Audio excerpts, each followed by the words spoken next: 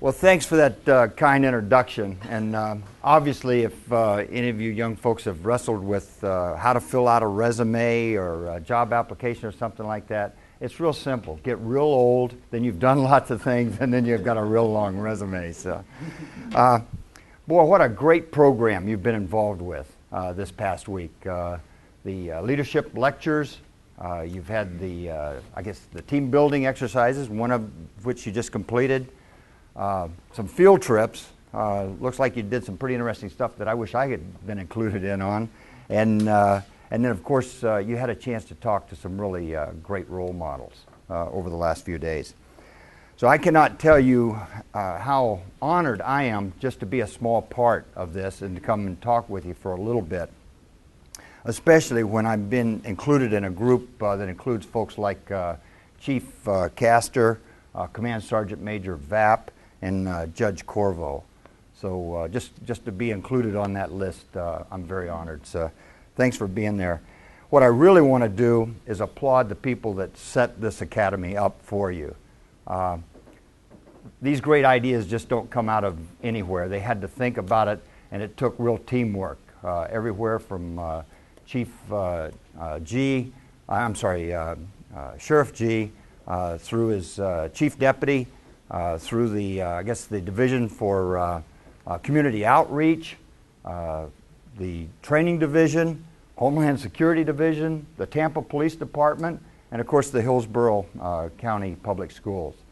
So for all those people that put this thing together, I cannot tell you how much I admire what you've done, and I know that they really appreciate it. What a team effort, and I know that that was one of the first lessons you probably learned, is that if you don't care who gets the credit, you can get a lot done. So all these folks working together put this together for you, and it's obviously a great program. Now to each of you in this program, I congratulate you for having been selected for it. That was not easy. They explained the very rigorous process that they went through to decide who gets to come to the first Rising Stars Academy. So congratulations for one, being selected, but two, for just participating and completing this curriculum. And I think you're really going to benefit from it. You know, with over 30 years in the military, one of the most important things that I learned is that the most important thing a leader can do is to develop future leaders. And that's exactly what this course is all about. That you and the Rising Stars Academy are going to be future leaders in our community, in our state, and our nation. The mission of the Rising Stars, I think, captures what this group of folks has set out to do for you, and that's to enhance your ability to be a successful and responsible citizen. And I applaud those that set it up, and I applaud you that are taking part in it. Now, after a full week of death by PowerPoint with lots of lectures and stuff, I imagine that any one of you could probably write down 100, maybe 200 attributes of leadership. You've been told about rules of leadership, traits of leaders, guidelines for leadership. In fact, you probably have got so many things running around your head right now, you're probably wondering what really does make a good leader. And what I'd like to do is to talk to you just a little bit about, based on my many years of experience, what I think leadership really entails. Now, what I'd like to do is I'd like to tell you just a little bit about my military career, try and share with you a little bit what it's like to fly a supersonic jet fighter, and then circle back and maybe give you a list of about 4 things that I think good leaders have to keep in mind. That was a lengthy introduction. That's what happens when you graduate high school 50 years ago. 50 years ago this week is when I graduated high school.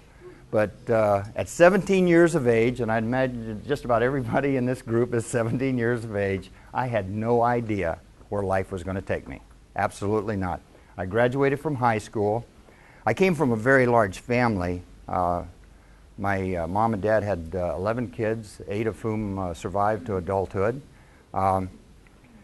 Until I graduated from high school, I only had one older brother and sister that had graduated from high school. and nobody in my family, either side, any direction, had ever gone to college. And it wasn't even in my cross-check. I wasn't even thinking about it. I went off to basic training in the U.S. Air Force, and at that time I had no idea that some 50 years later that I would have graduated from college, that I had gone through jet pilot training, that I would have lived and served in 7 nations around the world, that I had flown in or visited over 40 countries and had become a 2-star general in the Air Force.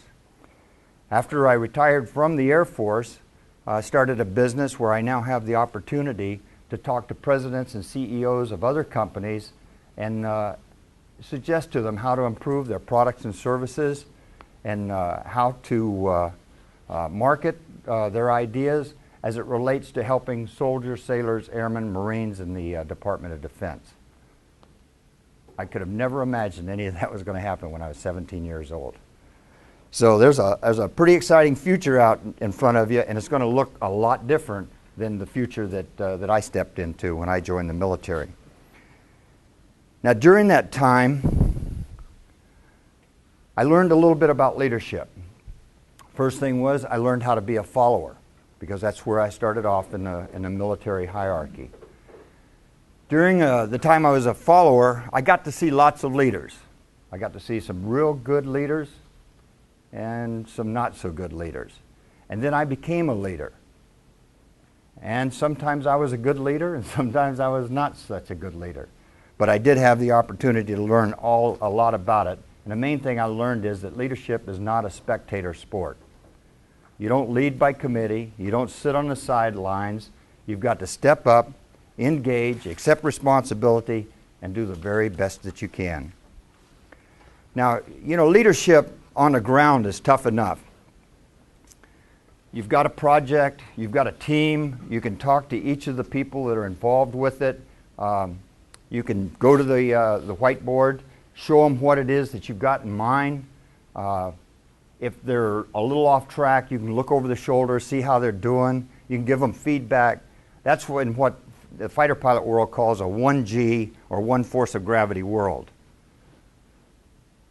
Can you imagine what leadership requires when you're going 500 to 1,000 miles an hour, you're in a single seat cockpit, and you've got people flying around with you, and you've got to share with them what your mission is and how to do it. So, although I've had the opportunity across the years of commanding bases and installations and very large organization with thousands of members and then thousands of family members that we also took care of, probably just as difficult a leadership challenge as I've ever had is how you train to fly in the air and be a leader in the air. When you can't look over somebody's shoulders, you've seen all the old movies like Top Gun and stuff like that, and they're wearing masks and they've got all the equipment on, and they're up there going very, very fast. Now, how do you lead in that kind of environment where you're going from 10,000 feet to 30,000 feet, you're going at high speeds, and oh yeah, people are shooting at you while you're doing this? Here's the way you do it. Now, first, let me make sure you understand. I used to fly, of the airplanes that she listed, the most exciting one that I flew was the F-16, the last airplane I flew. Now, I don't fly F-16s anymore. In fact, the last time I flew them was last century, and it was when you guys weren't even in grade school yet, okay? So it's been a while. It's been a while. So, okay, I no longer fly sleek and shiny, supersonic, single seat or single engine airplanes, but I do remember all the rules and guidelines for aerial combat. And I'm going to mention a few of them to you to have you just kind of think about how that might relate to leadership challenges. I don't talk about flying much because it is something that I did a long time ago, but sometimes it's just kind of fun to think about what it is that you do when you fly in combat that does apply to leadership. To do a successful mission requires 4 steps. You have to plan it, you have to brief it, you have to execute it, and then you have to debrief it. And it turns out that those things relate to leadership on the ground, on any project, with any team. First step, you've got to plan it. I cannot walk into a room by myself, sit down, and plan a combat mission, for example. What's the weather going to be? What kind of enemy defenses are there going to be? What kind of munitions load am I going to have? Obviously, I need to get that information from other people. So you talk to the weather person, you talk to the intel person, and you get that kind of information. The maintenance, what kind of condition is the aircraft in? Are there any limitations? So there's a lot of planning, and everybody that you can get involved in that planning process, they're going to end up doing that mission a lot better. Then you have to brief it. When you brief the mission, that's where you are face to face, you're looking at your teammates, and you can share with each one of them what it is you're going to be doing. And while you're having that conversation, you got to make sure that they understand what it is that the mission is, what you need to do, and what each person's role and responsibility is going to be in that mission. In fact, there's so many things that go into briefing a mission that often the flight leader, the mission leader, uses shorthand. And he'll say things like start, taxi, take off, join up, rendezvous, refueling, standard. Any questions? Now, if you haven't learned all about those things, how to start that airplane up, how to check in on the frequency, how to get your secure communications going, what your takeoff interval is going to be, how you join up on a tanker, how you're going to refuel, then you're going to have lots of questions. But because this is a team that you work with and you've trained, just like law enforcement officers, they work together, they train together, they understand what the standard tactics, techniques, and procedures are. They literally can say, those things, standard, any questions? Now, an important part of that is if there are any questions, you better ask them then instead of up there when you're going 500 miles an hour pulling up next to a flying gas station to try and get some fuel. So you plan it, you brief it in detail. Then you have to execute it, and that means you go out and do the mission. Well, again, as your role models here in the law enforcement business have shared with you, I'm sure, is that nothing ever goes the way you plan it. You've got a good plan, you understand what you're supposed to be doing, and you're going to go out, and you've got to have both a backup plan, a way of communicating, and talking to each other. During flying in combat, there's probably about 4 basic things you need to do. You need to fly fast, think fast, act fast, and talk slow.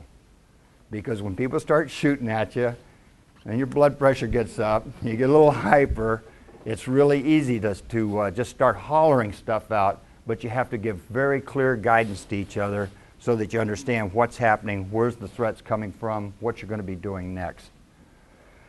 After you fly the mission and come back successfully, then you debrief it. Now, of course, since it's been a long time since I flew those fighters, I probably don't have the same ego that I had when I was actually flying them. But there's an expression that says that when you come into a debrief after a mission, you check your ego at the door. That means when you come in and sit down and say, okay, how did the mission go? Did we accomplish what we were supposed to do? Did everybody do what they were supposed to do? How can we do this better? What kind of information do we need to give to the next flight that's going up to that same area? Because maybe the weather was different than we thought it would be. Maybe the defenses were different. So you need to do that kind of debrief. But if you had a role and you screwed it up, you didn't do it right, your job is to either fess up to it or acknowledge it when it's pointed out to you that you did it wrong. Check your ego at the door. So after you have planned the mission, briefed the mission, executed the mission, then you debrief it. And those are 4 steps that, when you think about it, really do tie in with the kind of leadership involving any kind of a project. Now, let's circle back and kind of based on that, those years of military experience, aviation experience and stuff, what do I really think are probably about the 4 most important things in becoming a good leader? First, to be a good leader, you've got to be a good follower. You've got to have followed other people willingly, not begrudgingly. You've got to follow orders, and you've got to show the spirit and the interest on the team effort and the community sense that you're supporting. You've got to be a good follower. And by the way, though, that's time well spent, because that's where you're looking at leaders and you're seeing what works, what doesn't work, and you're incorporating that into your toolkit so that in the future you will be a good leader. So first you've got to be a good follower. The next thing is, I'm convinced you've got to have vision. And I use that term in several senses, maybe even the sense that I think in your last exercise you were blindfolded, so you've got to have vision. But I think it's more in the sense of you've got to understand what is it you're trying to do. What's the object of the exercise? What's your goal? So you've got to be able to see that vision. Then you have to have a vision or a plan of how do you get there. You know, how do you make that happen? But probably most important is it's got to be a shared vision. Because I could have the greatest idea in the world, I could have really thought the plan out, but if I don't share it with each and every one of you, then it's not going to get done because I can't do all the work by myself as a leader. I need the team to do that. So you need that vision, in particular the shared vision. The other thing is that leaders need to have energy, and lots of it. I said that leadership's not a spectator sport. It's probably closer to being a contact sport because you're going to be engaged 24/7. When you've been appointed the leader, when you've assumed the role of leader, you're going to find, especially as the groups that you work with become larger and larger, you're probably going to be the first person there and the last person out. So it's going to take a lot of physical energy and stamina. So stay fit, stay in shape. Leaders have got to have energy. And I also look at that energy in another way, because I kind of see it as enthusiasm. That as a leader, you've got to exude energy. And you do that through enthusiasm. Because if you can't be enthusiastic about the task that you've been asked to do, your team can't be enthusiastic about it. So a good leader has to have energy. Finally, a good leader has got to build future leaders. And that circles right back to what we've been talking about, the Rising Stars Academy. Because these are the kinds of things that you do. Now, I can take it back to that combat story a little bit. And if you had a wingman who was just a follower and didn't know where he was going, didn't know how to get back to home base, if something happened to you in the sense that you lost your navigation equipment or you lost your radio, then you would certainly like that wingman, that follower, to be trained to be able to take your place, to go ahead and fly out in front of you, become your leader, and lead you back home safely. So even on that very small, focused example, you've got to be developing leadership. But the fact is, across the decades, across the generations, we've got to be developing leaders. And you're right in the middle of that effort right now, and I applaud, again, those that set it up and for you taking part in it. So those are 4 things that I think a good leader needs to do. But if I left you with one word of advice, it would probably be always do the very best you can. Do the very best you can. Now, as you develop more skills, as you get more education, it turns out that that idea of doing the very best you can actually lets you do even more things. But always do that, because we all have certain limitations and stuff. So if our team, if our followers know that we're doing the very best we can, they're going to appreciate that. Now, the challenge is that you're going to make mistakes. Trust me, you're going to make mistakes in a leadership role. Maybe even like me, you're going to make lots of mistakes along the way. But the important thing is that you learn from each and every one of those mistakes. And try not to make the same mistake again. That's probably a pretty good rule too. But you will make mistakes, learn from them, and then continue to do the very best that you can. You know, I'd also ask that you keep your spirit of community alive. You know, as you finish high school, as you go on to college or military service or taking a job in the community, look for ways to give back to your community. Consider becoming a teacher, a doctor, a nurse, law enforcement officer, firefighter, EMT, public servant, military member. Look for ways to give back to your community.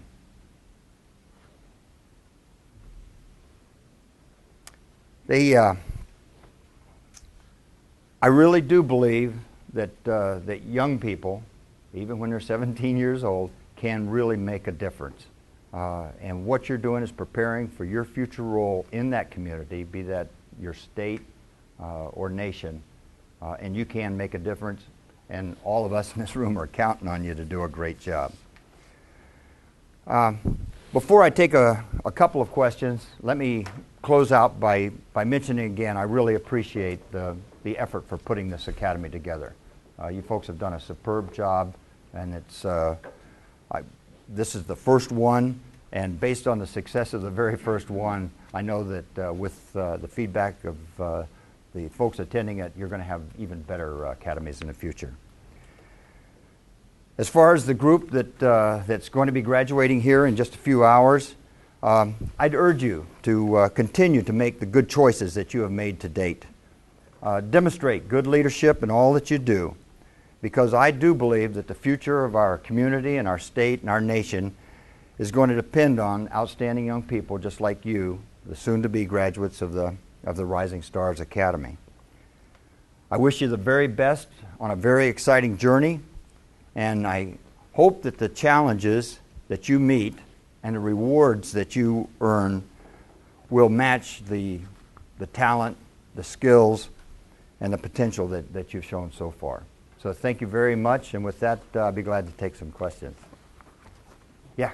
Whenever you're up going at like 30, 40,000 feet in the air, doing 200 plus knots, how do you keep your stress in check when you're trying to lead? Whenever you're receiving fire, how do you manage that stress?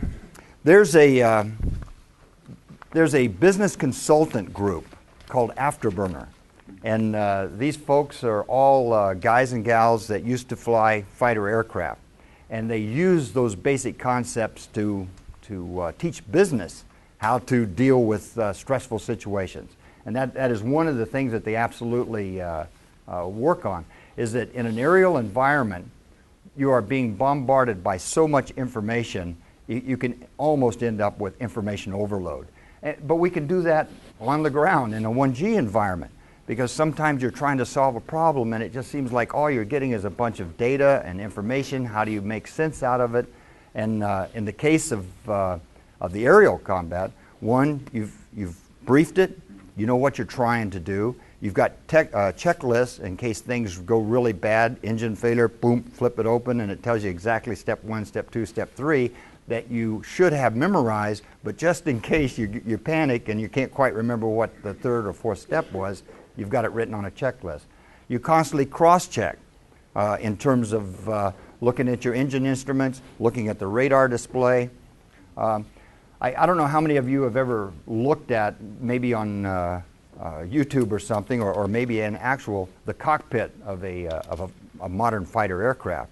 But when you get in there, it's a single-seat airplane, and you sit down. There's a computer for fire control systems. There's a computer for navigation. There's a computer for flight controls. There's a communication navigation system. By the time that pilot sits down, he or she is about, I'd say, the 5th smartest thing in the cockpit because there's just a lot of stuff going on. So you have to be able to go through that and decide what's really important. And sometimes it drops back to, in aviation parlance, is maintain aircraft control, analyze the situation, and then act accordingly. And so that's really what you have to do sometimes when you're just getting overloaded, is back up and say, okay, what's the object of this exercise? And that's certainly what the training ingrained you in the aviation thing.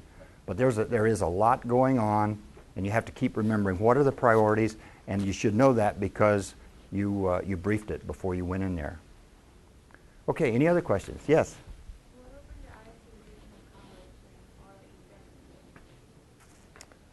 and all that you've done? Role models. Role models. I was in scouting. Scout leaders are just incredibly encouraging, supportive people. I had an older sister, and her husband had come back from the Korean War and went to college on a GI Bill. And it just, until I saw that, I just never even thought about people, especially, from our economic structure, going to college. And so, yeah, it takes somebody. And that's important, too, because let me give you one real short vignette, and it'll kind of tie in with that. When I started the 11th grade, my big plan was I was going to drop out of high school. I was going to drop out of high school. And the person that talked me into not dropping out of high school was a classmate. So you don't have to be a very senior person. You don't have to be an adult to be a leader. You can look around you right now, and there's young people that you work with every day that can use your leadership. And again, don't duck it. If it looks like they're getting ready to make a bad choice, and by the way, I was getting ready to make a really bad choice, then help straighten them out and put them on the right course. But it does. It takes mentors. It takes role models. And you've got a room full of them here, and you certainly have them in your school as well. There's another question over here. Okay. Now, Corporal Sean Peters is a good friend of mine. He's the one that invited me to come here. I need to kind of share with you that his backup plan was if I couldn't make it, he was going to ask my wife to come. And the reason that he would have done that is my wife was one of the first Army helicopter pilots. So there's still, years later, lots of pretty exciting career opportunities out there that sometimes are a little unconventional, but can be really, really fun and interesting. Okay, any other questions? Well, that's all I've got, folks. I just really, really so proud of you for having stepped up to this and for the folks that made this training available. And I wish I could be at your graduation this afternoon, but thank you very much for your time, and best of luck to you.